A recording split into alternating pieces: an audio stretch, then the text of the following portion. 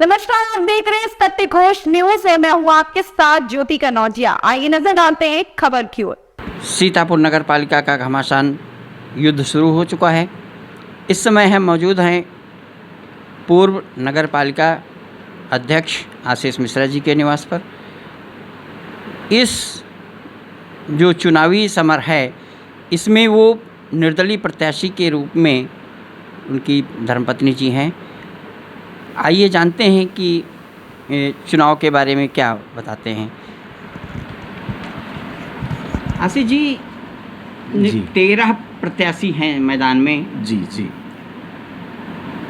आपने भाजपा से भी टिकट मांगा था, बिल्कुल। लेकिन भाजपा ने आपको टिकट क्यों नहीं दे पाया? क्या कारण रहा कि जो है टिकट नहीं मिल पाया? देखिए, तो भारतीय जनता पार्टी जाने, ये और अगर आज भारतीय जनता पार्टी ने टिकट दे दिया होता तो आज भारतीय जनता पार्टी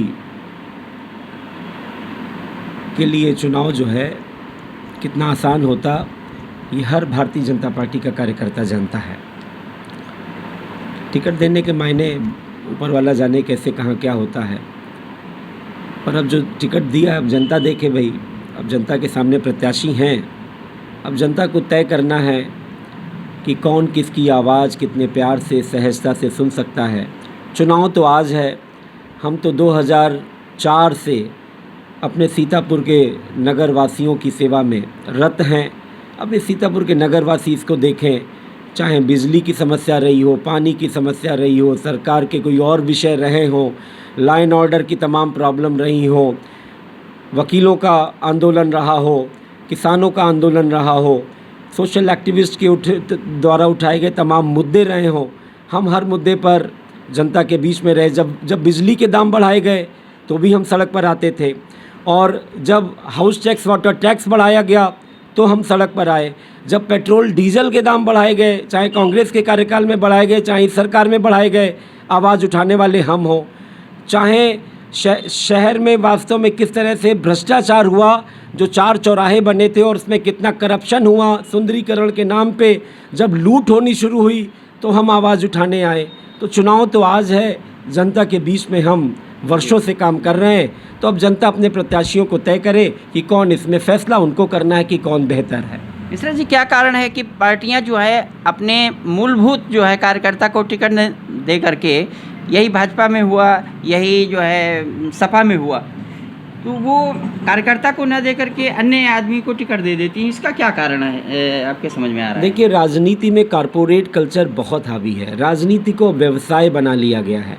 अब एक चीज़ बताइए, नगर पालिकाओं का काम क्या है? नगर पालिका में अगर हाउस टैक्स वाटर टैक्स लेते हैं, उसके बदले में बेहतर सफाई दीजिए, पीने का पानी बढ़िया मिले, टैंकर की व्यवस्था होनी चाहिए, और आपके जो शौचालय बने होते हैं उनके सीवेज टैंक साफ़ करने की व्यवस्था बस बढ़िया मशीनें होनी चाहिए। इसके अलावा जल भराव नहीं होना चाहिए, अच्छी सड़कें बननी चाहिए। ये तो नगर पालिका का काम है, एक आम आदमी का काम है। नगर पालिकाओं में होता क्या है कि जो चेयरमैन चुने जाते हैं या जो चेयरमैन का चुनाव लड़ने वाले आ रहे हैं, वो व्यवसायी प्रवृत्ति के लोग हैं। अब इसके पूर्व के चेयरमैन को देखिए, पूर्व के चेयरमैन ने क्या किया, हज़ारों गुना टैक्स बढ़ाया। नगर पालिका में जो भी विकास कार्य होता था वो स्वयं उनके रूप पे या उनके सिग्मी लोग, उनके ही लोग ठेकेदारी करते थे। यानी ठेकेदारी करने के लिए, व्यवसाय करने के लिए। और अब जो चुनाव लड़ रहे हैं, उनको लड़ाने वाले चारों लोगों का चरित्र चारों तरफ देखिए।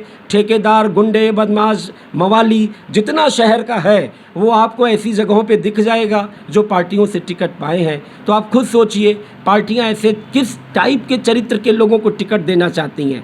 पार्टियां चाहती क्या हैं? क्या पार्टियों को अपने कार्यकर्ताओं में कोई एक बढ़िया नहीं मिल पाता है? ये पार्टियों को देखना चाहिए, सोचना चाहिए। और इस कॉरपोरेट कल्चर से कि by hook by crook ticket पाने वाले लोग टिकट पा जाते हैं, और जो ईमानदारी से टिकट के लिए अप्लाई करते हैं उनको टिकट नहीं मिलता है। तो अब ये ठीक है, ये टिकट का चुनाव है भी नहीं, ये जनता का चुनाव है। तो अब ये जनता जवाब देगी, ये जनता का जवाब अपनी सरकार जब चुनेगी, तो पॉलिटिकल पार्टी भी जब निर्णय आएगा तो सोचने पर विवश होंगी कि हमको अपनी टिकट वितरण की प्रणाली में कुछ संशोधन करना होगा, उनको सोचना होगा। मिश्रा जी, नगर पालिका में कौन कौन सी सुविधाएं होनी चाहिए? जब आप नगर पालिका अध्यक्ष थे, आपने काफ़ी विकास भी किया था, कुछ काम अधूरे रह गए, तो आपके नज़रों में कौन कौन सी खास सुविधाएं जो है नगरवासियों को मिलनी चाहिए? देखिए, मुझे सबसे बड़ा कष्ट होता है अपने खूबपुर मोहल्ले को देखकर। मतलब मैंने अपने समय में देखा भैया, हमने कोशिश की, तब बजट नहीं आता था, तब हमने जल निगम से कोऑर्डिनेट करके कोशिश की थी एक बड़ा नाला बने जो आगे नदी से जुड़ जाए।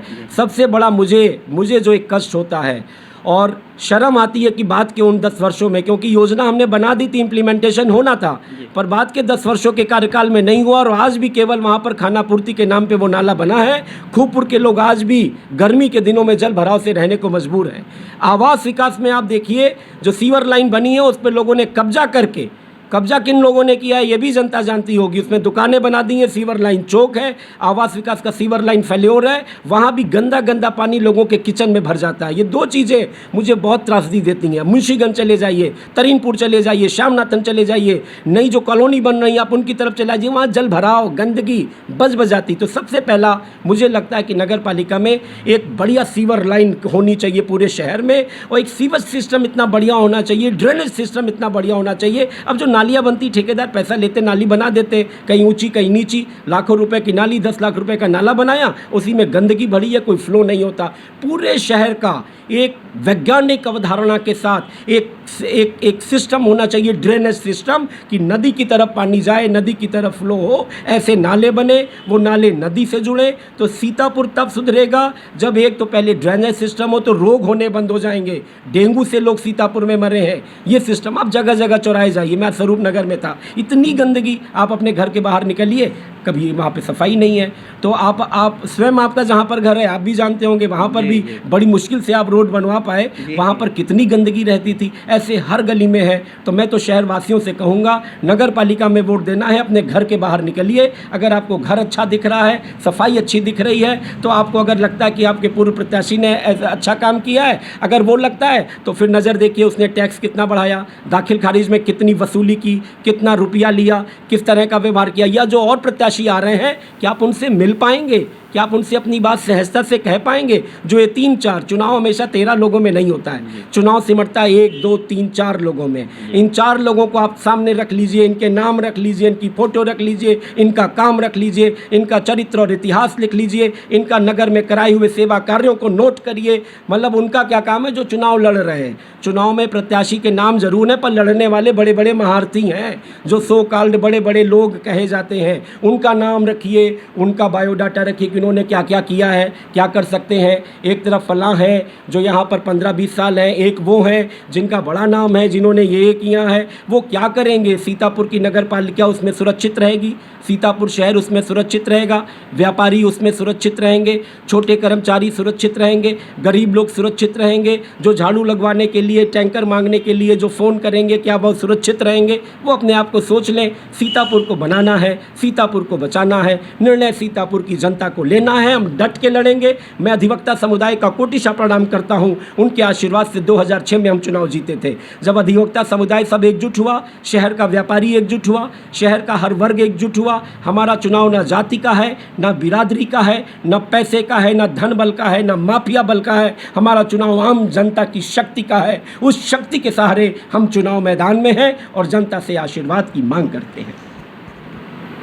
सर, अधिवक्ता संघ में क्या वोट का डिवाइडेशन तो नहीं होगा, क्योंकि अधिवक्ता पूनम मिश्रा भी हैं। देखिए, अधिवक्ता संघ की जहाँ तक बात है, हम लोग तो बहुत बिल्कुल बड़े हृदय से वहाँ पर आते हैं और उसमें कोई वोट की डिवाइडेशन की बात नहीं होती है।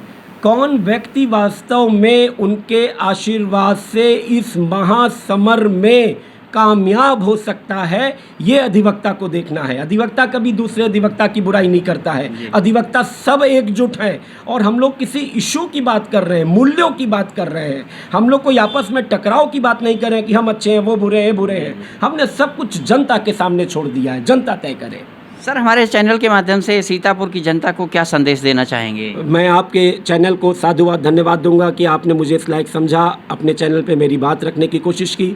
सीतापुर की जनता से मेरा निवेदन है, अगर मैं जीत गया, आपको मालूम है एक इस टाइप का पीला पर्चा बना है, पीला पर्चा।